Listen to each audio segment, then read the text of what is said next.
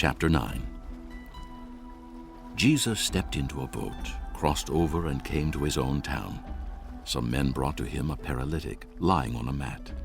When Jesus saw their faith, he said to the paralytic, "Take heart, son. Your sins are forgiven." At this, some of the teachers of the law said to themselves, "This fellow is blaspheming." Knowing their thoughts, Jesus said, Why do you entertain evil thoughts in your hearts? Which is easier, to say, "Your sins are forgiven," or to say, "Get up and walk"? But so that you may know that the Son of Man has authority on earth to forgive sins. Then he said to the paralytic, Get up, take your mat, and go home.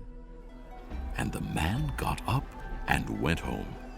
When the crowd saw this, they were filled with awe, and they praised God who had given such authority to men. As Jesus went on from there, he saw a man named Matthew sitting at the tax collector's booth. Follow me. He told him, and Matthew got up and followed him.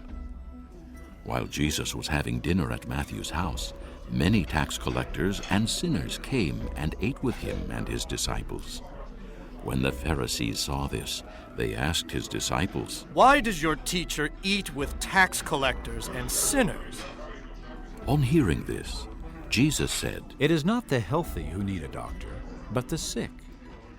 But go and learn what this means.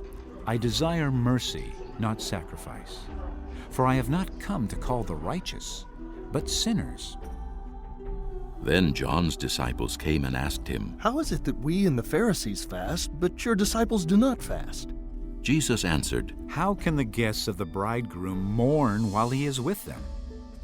The time will come when the bridegroom will be taken from them. Then they will fast. No one sews a patch of unshrunk cloth on an old garment, for the patch will pull away from the garment, making the tear worse. Neither do men pour new wine into old wineskins. If they do, the skins will burst, the wine will run out, and the wineskins will be ruined.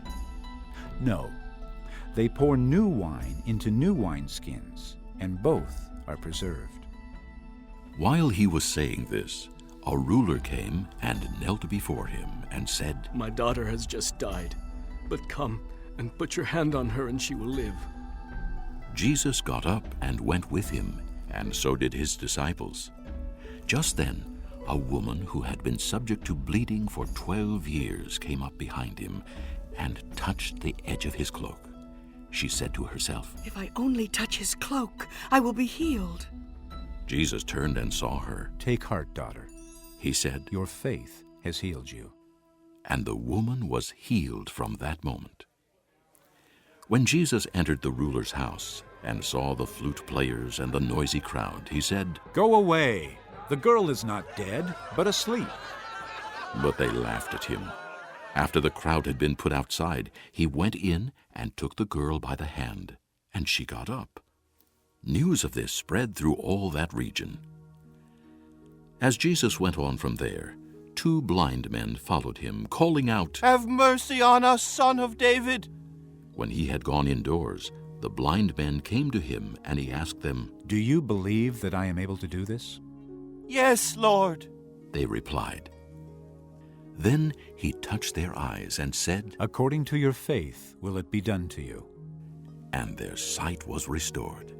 Jesus warned them sternly. See that no one knows about this. But they went out and spread the news about him all over that region.